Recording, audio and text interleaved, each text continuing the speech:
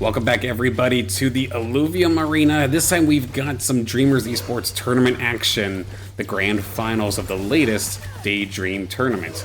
We have our players just already in progress, getting through some of these early rounds, but we're gonna hop on in while the iron is hot. We have Zico leading the charge, OLA's Detective Alan A, Winnie Monarch, Unhappy, who's probably, I believe, new to Team Hype. For some, seeing their tag represented here. I'm a Fishy Hype as well. OLA Yami Yugi, OLA Haas, and Fury Hype. So a bunch of hypes, a bunch of OLA, one Monarch, and one soloist, it looks like here. Interesting to see.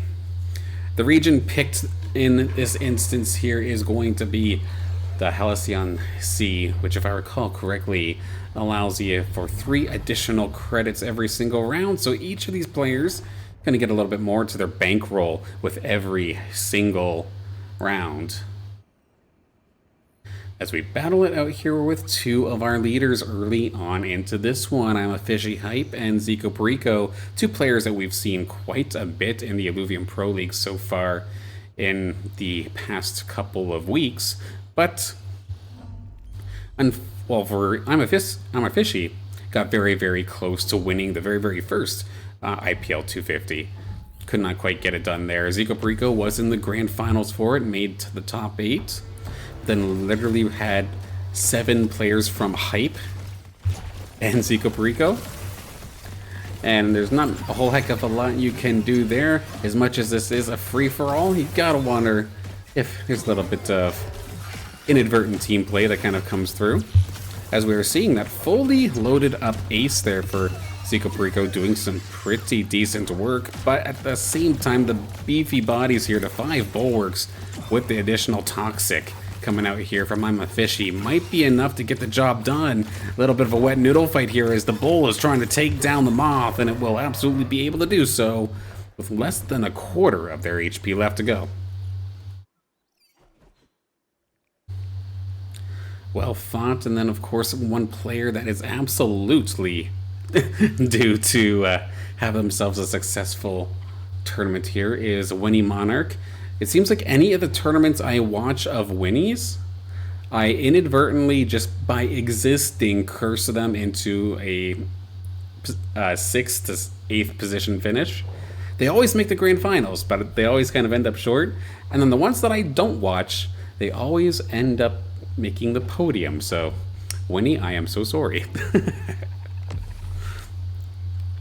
we see some of the carries coming out here for our next fight. We ride along here with I'm a Fishy one more time, going up against Fury Hype.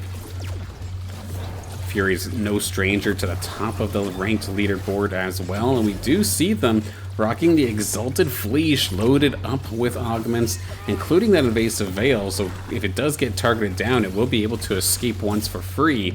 But do they have enough damage and enough time to charge up the beam? A little bit of an even fight. Good shot coming out here from the Fleece, but the 3-on-3 as the tank line is right in the face of Fury. The big twine is going to end up falling, and we're seeing once again the bull versus 2. I think there's just enough firepower here for Fury Hype to take the win. The stacked up Fate Sealer on top of that Exalted Fleece as well, allowing for that extra attack speed. Might have just been the icing on the cake necessary to get the job done in that one. Put the wet noodle away. Now, I've used that a few times and I've made a couple of people laugh, actually, on the broadcast. Whenever it's 2 characters that aren't damage dealers, really, or are very, very early, so they're not doing a whole heck of a lot of damage, just kind of slowly but surely just kind of bonking each other over and over again. That's a wet noodle fight. A lot of times I'll see that with like 2 support characters or 2 tanks. It's funny when that happens. Speaking of Winnie, you're going to ride along with them here for this one as they take a look here to go up against Ole Haas. Lots of rogues on the side of Haas, really jumping the foe real quickly, which is definitely unfortunate here for Winnie Monarch. Had the foe had the opportunity to play the long game, it would have ran away with it, but the burst damage coming out here from these rogues, the crits just being so difficult to deal with. And that's the awkward thing about rogues right now, because early on in the game, they will absolutely blow you up, but then they have that little bit of a lull right in the middle where other team compositions kind of fight back and do a good job at mitigating them. Then depending on your augments, they can absolutely become late game monsters. As we see one of the strong rogues here in this instance, the Lynx is in this round. Of course, it could be any role, any affinity, but it changes every single game. And this time, the Nimble Lynx going to be coming on through for Unhappy Hype, who also has the augment on it that allows for its Omega ability to crit. So every time that Lynx takes a swing, it did big damage to begin with. It's going to be doing even more now. Meanwhile, on the side of Zico Perico, once again, it's going to be the ace that has been evolved up into the Arctase, built for a little bit of Omega power, a little bit of attack speed as the fight goes on. Eye's going to be on that as it flies on through across the tank line and across the fighters, and it's doing a really good chunk here. That polar bear is not going to last very long as well. But what about that Lynx? That's where the true firepower is here for Unhappy. It is going to get targeted down. This Arctase has not been targeted at all. Elusive little moth getting the job done here.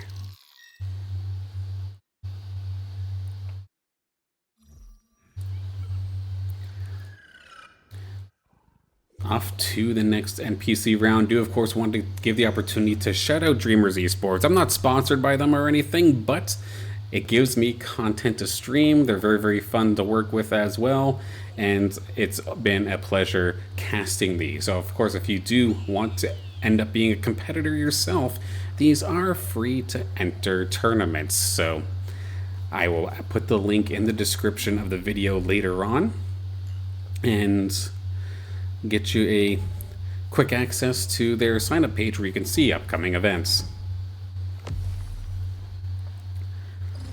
Again, I'm a Fishy's team composition. It's the kind of composition that I've been running a lot of lately. I originally, when getting into the arena first, really enjoyed nature-based compositions where I would just sit and try and stall out the clock, just out-heal you, and then I might not do much damage, but the overtime pulses will. I've since kind of moved on. I've been playing a lot of water-based spellcaster kind of compositions with Scions, with a couple of frontline fighters as well, because water just kind of allows you to do that. Like, I can, with water giving you a bunch of energy regeneration, it definitely plays up to the Scions, plays up to your spellcasters of sorts, but water also does have the Scorpion, which is one of the better fighters in the game. So it does let you pivot quite nicely, and I see that was what I'm a Fishy was doing. But for this next battle coming up, I'm going to return here with Zico Perico as they take on Yami Yugi from Team OLA. We see the ramp fight already here, a very early ramp fight at that. Does have the evasive veiling as well. If it gets targeted, it can be safe, but this thing is barely even touched at this point. In prime position, up to the skies it goes, and immediately is just going to melt things away. It's just up to the one tank to try and fight back, but Zico Perico really feeling the pain in that one as all the rogues go diving in, and that ramp fight, unfortunately, left unattended. Had a bunch of safety nets as well if it was targeted. So because of that, Yami Yugi might have had to spend a lot of their credits early in this one, but by doing so, getting that ramp fight extremely early, they have the rake extremely early as well. The stabbing, the penguin there that we see completely loaded up on augments, flossing all of us in the background. They are absolutely on fire, but hopefully, in their instance here for Yami Yugi, they did not use up all of their resources too quickly, because this is, of course, a very, very long game. I'd argue we're just about at the halfway point. Now, of course, these Dreamers Esports Grand Finals, they are just a best of one. I know if you've seen my casts from the IPL, they're always either a best of 2 or best of 3. Nope, it's a one and done here for these community tournaments. So whoever wins the lobby this time by will be your champion. As we take a look at Ole's Detective Alané, managed to pick up a couple of wins in the TFT side of things, as well as on the Illuvium side of things here in the Dreamers Esports events. Going up against Winnie. A little bit of a bunker composition, but you got a couple of fist fighters, the Earth Granite style, gonna be coming out here from Winnie. Trying their damnedest to stay away from some of this burst damage, but at the same time, look at Detective Alané's Yellow Monk here, Exalted Monk here in the back line, completely untouched, loaded up on augments, just completely free reign to just slug away on this entire corner. Of course, while the Monk here does not have an ability in its own right, it has a passive for every 3 hits. It does a shockwave behind the target that it hits, allowing for it to do some AoE damage. So when something's all bunched up in a corner like that, all bunkered up, the Monk here can absolutely shine. As we get into the draft round, of course, this isn't like the Crystal Shores or anything, so nothing too volatile when we go to the draft. But what we can kind of decipher here as we take a look at some of these health bars, nobody in this lobby is really running away with things here. We've seen many, many times in a couple of matches over the last week or so where one player would be still sitting on a flawless 100 while everybody else is 70 and below. And that is not the case at all here in this game. We do have a battle of our top 2, actually. I say top 2, but look at that. They're all with the top 4 is within 10 of each other. Or rather, within 6 of each other, which is crazy to see. Very, very close battle. But with this composition, with the way that it's lined up here for Winnie, the one thing that they do really, really need to be careful about is that ramp fight. And we do see them kind of spreading things out a little bit in a better position to try and catch rogues, because of course at the start the rogues will always dive to the very, very back of the battlefield. And you can sometimes get them into a bad spot where we're seeing that Apon do a good job AoE stunning, especially getting the stun onto the Rake. But one thing that I'm going to be a little bit worried about is that ramp fight to the skies, and it just took out 2, which means the rest of these rogues should be able to absolutely melt through the rest of this squad. Unfortunate stuff here for Winnie. Yami-Yugi really showing off the strength of the rogues. I was saying that the mid games can sometimes be a little bit of a suffering point for the rogues. I'm going to tell you what, when you got 7 and you're almost on your way to 4 Revenant already, with a fully loaded up on augments, Penguin, and a Rake short to follow, you have a lot of tools that you need to break out of that mid game extremely quickly. And they're setting themselves up for success here, much to probably the dismay of many of our Illuvium players, because that's, I know, one of the interesting things, rather, because people are very, very vocal. I've been very, very vocal about Rogue Revenant being too strong. However, people are making it seem mortal, especially when I'm watching these IPL games. Like, it's not the end-all be-all. It's not like your S-tier composition, but more so like S- or just A, as we go into our next battle here with Zico, Perico, and I'm a Fishy in a position to possibly drop below 50 and maybe kind of get themselves in the hot seat if they can't stop the bleeding. But going up against all these bulwarks here and all the heals for I'm a Fishy is making things difficult. That power sent onto the Seers, or not, it's not even the Seer, that's the Riptor, keeping it alive just barely. But does the green side have enough firepower to get through these heals? The Riptor is out of range now, so the heals is going to be too far, but at the end of the day, that Riptor sat on like a quarter HP for what felt like 20 seconds. Just enough Omnivamp to be able to keep themselves in the game. And while we might not necessarily see an augment for that, what we're probably seeing is from the drone augments that these players do get to pick up every couple of rounds. You get 3 of them throughout the game. Omnivamp is one of them, so that all of your abilities, all of your attacks heals you ever so slightly. So every time that Scorpion stings, it heals you a bit. Take a look at a couple of compositions. Detective Alan A running Mud. I'm a Fishy looking for that 5 Bulwark alongside the Aegis and Empath, more of a nature-based style. Winnie has found their 7 Earth, so a very, very tanky squad. Water Steam extremely early coming out here for Fury. That'll be interesting to watch, as well as we do see heavy air with heavy shock and almost a complete Rogue Revenant coming out here. This, in theory, is one of the ones I personally want to take a look at because it's going to be Fury, I believe, who's playing somewhat of a kind of style that I would love to do. Back when the game first came out in like its alpha or early beta stage, Steam was a playstyle that I love to use. Having the one rake that we see on the left-hand side up at the very top go in alongside having the spellcaster in the very, very top right-hand corner, and slowly but surely as the round goes on, just buffing their damage. Having the spellcaster, having the rogue, as we see too, that rake, of course, does go untargetable. A good little shot from the right-hand side. Goes to the tank, though, so it just kind of drives the water directly through the Riptor. Now it's up to just the damage dealers on this red side to try and get the job done. But it does not seem feasible. It is just down to this poor little rake to get it done. And yeah, I don't care how many augments you have. The rake's not going to be able to take care of that one.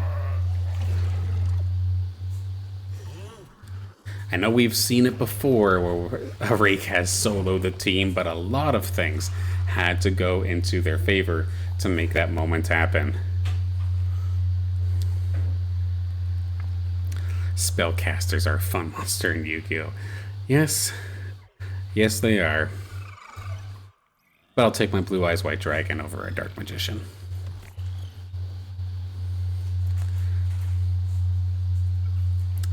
Just don't tell that to Yami Yugi. Couple more players down near the bottom here. Winnie Monarch having a hard time, but they do manage to have their 7 Earth, 2 Granite, so they are, again, a very, very tanky squad. Lots of augments onto the foe. Unevolved, though. Meanwhile, on the other side, of course, Haas trying to rock that Rogue Revenant style does not have the 4th Revenant, so they are not going to get that debuff across the entire team. But the damage, it's mainly here for Winnie on the foe, but it's already down to a quarter HP. The heal comes up from the Diodordo, and it's not going to be enough, so now it's up to the little Tianti, but it is going to be taken care of rather quickly. And as soon as the foe falls, just so does the rest of the damage here for Winnie. Definitely unfortunate they're not out of this one just yet. I think we're still early enough that they might be okay unless a landslide loss goes against them. And from what it looks like here, they can maybe put the pressure onto Fury Hype as Fury's down to 13. In the last ditch effort trying to make the Steam composition work. Getting the fully evolved Mammoth, though, is a pretty huge pickup. Not only a very, very tanky Illuvial to have to go through, it's one of the few Illuvials with a true, like, hard crowd control effect, being able to literally yeet the closest Illuvial into a group of its buddies and stun all of them. That might buy enough time for the Sinalf or for the Rake to get the damage they need to done. The Rake's dove on in, going after the Monk here, while there's a good little Water Blast coming on through, right onto the healer. They get tossed, and that Forest immediately popped, so Winnie's damage is immediately going to be taken out. Granted, there are some low health bars here on the back line of Fury Hype, but there's just enough time. Again, the Mammoth is doing such a good job, throws the Goliath directly towards its partner, takes them down, and Winnie taking a massive shot. Was that enough to eliminate them? No, not yet. Still living, 4 to go. So take a look at the damage charts here. So yeah, all that damage for the side of Winnie was all on the Forest. Meanwhile, we would look on the other side.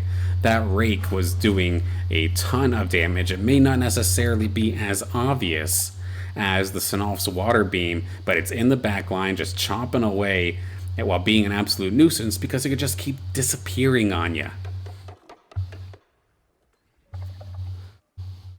Possible elimination here at hand for our admin, Winnie Monarch. going up against I'm a Fishy. And I'm a Fishy has a very, very scary team here. Fully evolved Blazonite does have that wildfire proc, so it's going to be slowly chipping away through the fire, while also having a bunch of healing. Yes, I'm a Fishy.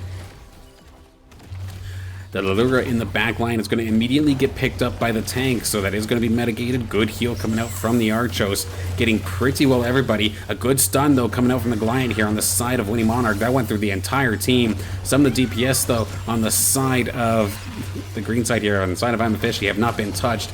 And look at this Gnarl, this big old green sloth. It has that power ascent, which doubles its health. Barely even looks like it's touched, so unfortunately here, for our admin, for Winnie Monarch, the curse of me watching a grand final with Winnie in it turning into a low placement continues. Winnie, I am so sorry. Granted, they were not the only elimination, though, in that one. OLA's Haas is also going to fall, which I believe is going to be a benefit for Yami Yugi, because Haas was also going for Rogue Revenant. So now that they're eliminated, all of those Illuvials get put back into the shop, which means if Yami Yugi has any credits left over, it could be time to roll and try to find some of these tier 3s, these fully evolved Illuvials, and maybe find that 4th Revenant, because I know both of them have 3 for the longest time, but you want that 4 to try and get the attack speed debuff onto your opponents. But we are here with Detective Alan A from Team OLA, as they are going to be rocking the fighter composition with air, mud, and dust. An interesting take on this composition. We see mud every once in a while, but I feel like it does not quite get played enough. Looking at a couple of these other compositions as well along the side. It's funny to see Zico Perico using the team composition that, like, I personally know them for. The Bunker, Nature, Fire, alongside the Scoriox for that 80 carry sort of style. Just constantly shooting from as far away as possible, and instead of being like mine where it's just strictly healing with no damage and hope that the overtime takes you out, their composition actually has damage, and a lot of it because of that snake.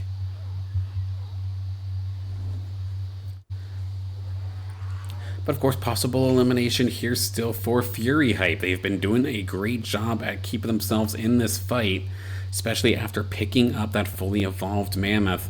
But of course, still on the hot seat. They lose a round, they will absolutely be out, but they have got that doggy completely fully evolved. It's not the Rake anymore, it is the Umber, and this thing can absolutely go crazy. And if I recall correctly, I do believe that Fury did pick up Omnivamp in this one, because look at how much he heals every single time it fires off an Omega ability. That's a fully evolved Jota, and that Polar Bear is going to be doing a ton of damage to it, but every single time it fires off the ability, it hangs on. But look at how crazy Unhappy is tearing through this entire composition. Granted, the shock is going to make things a little bit difficult, but can anybody actually deal with this damn Umber? There's 4-on-1, including 2 major damage dealers, but look at the damage this thing is doing. It's a 1-on-1 now versus the Polar Bear, but again, every single time it fires off its Omega ability, it heals. And that Umber with the 1v6 turnaround.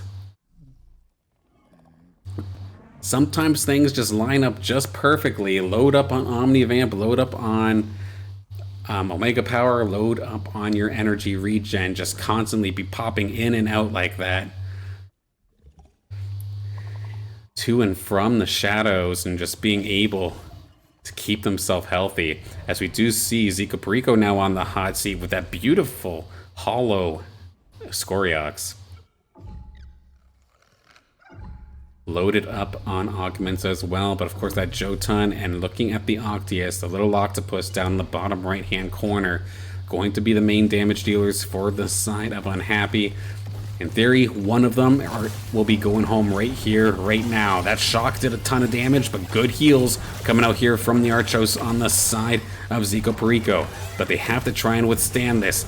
The Krunk has fallen, so the big front line is gone. They're slowly but surely chipping away through this. That Jotun is extremely low, but it will get its Omega. Does it heal in time? It does. And there's just too many bodies here. The Scoriox is gone. The damage is gone. Which means Zico Perico, in theory, just has to get this Ranger out of here, and Zico Perico will fall here in 6th place in this tournament.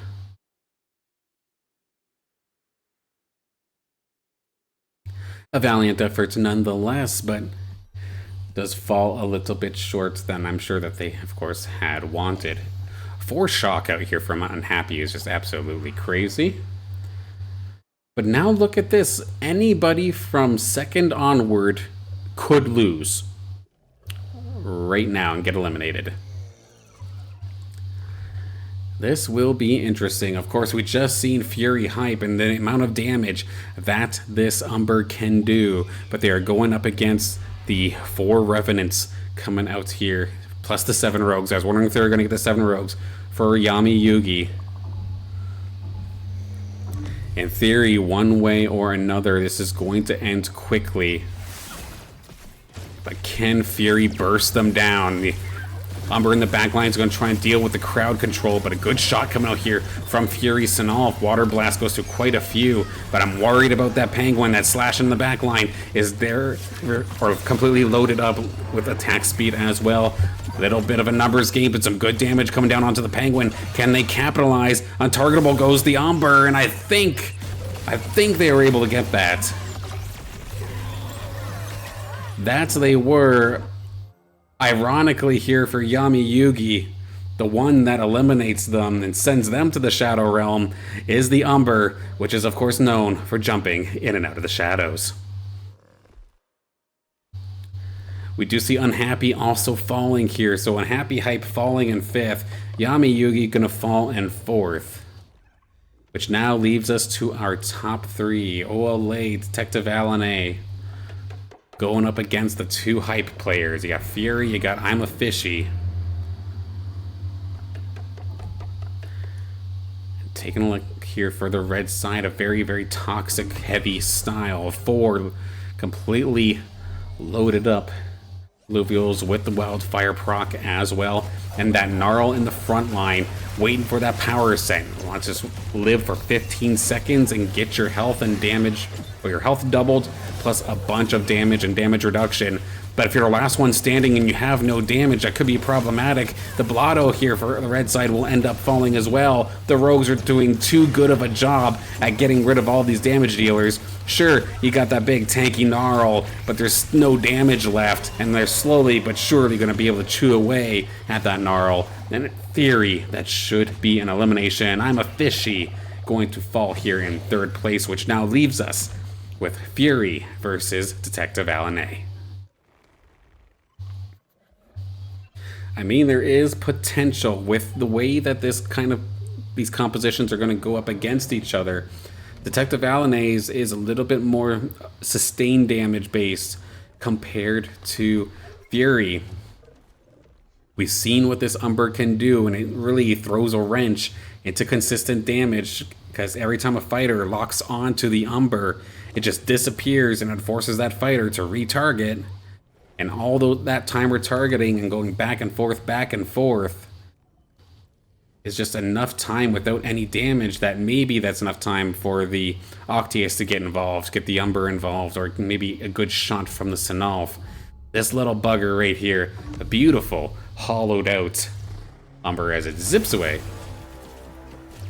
in our next NPC round here. The fact that it has that evasive veil as well as that safety net, and one thing that I didn't even bring up as well is that Fury has 4 Harbinger, where their Omega power or their ability power gets turned into resistances, and then the lower health they get, the more damage they do.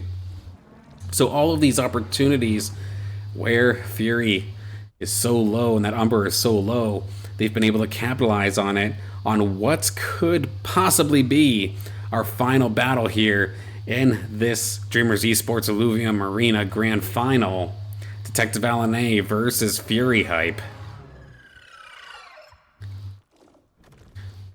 Again, Fury rocking the 8 water, 2 steam, a style we do not see that often. But on the other side, 6 air, 4 mud, which of course the mud does lower your damage and your Omega power, so you hit a little bit softer going up against his composition. Could this be the last battle? Where's the Sinolf going? The Sinolf's basically evaporated immediately, so that's some big damage for Fury Hype already gone. The Mammoth is trying to keep away the rest of the DPS. There goes everybody on the side of Fury Hype. It's just up to this Umber. Can it work its magic? It is untargetable. It is trimming away some of the fat here, but is there enough damage? The taunt is going to make things difficult. It does get its ability off one more time. Can the Umber pull this one off? It will not, and because of that, was that enough damage to get the job done here? It was. Fury Hype will fall in second, which means your grand final winner here in this Dreamers Esports Illuvium Arena tournament will be OLA's Detective Alan. Well played to everybody. Of course, being able to get yourselves into the grand finals in its own right is an accomplishment. But of course, the further up you go, the better chance you get at prizing here. Free to enter tournaments, of course, that still gets you prizing. So, a good time all around. I'm sure Detective Alan feeling good about this one. Yeah, Fishy may have flopped, but I'll take a podium. Not bad, not bad. But quickly going to take a look at some of the team compositions that were played. Of course, the winner being 6 air, 4 mud, 3 dust. Meanwhile, Fury Hype had a decent mix. I'm a Fishy going for the Bulwark and Aegis, relying a lot on Toxic. Rogue Revenant here for Yami Yugi did fall short, just not enough air, it looks like. Had the 3 dusts instead. 6 air, 4 shock. Behemoths coming out here for Unhappy. Templar, Empath, Bulwark. Just a healing composition with the Scoriox for Zico Perico. Rogue Revenant with Phantom was the idea coming out here from Ole Haas, but they unfortunately got taken down before they could snowball. And then Winnie Monarch getting close to getting on the ball rolling as well with that 7 Earth style, but unfortunately got taken down before the ball could truly get rolling.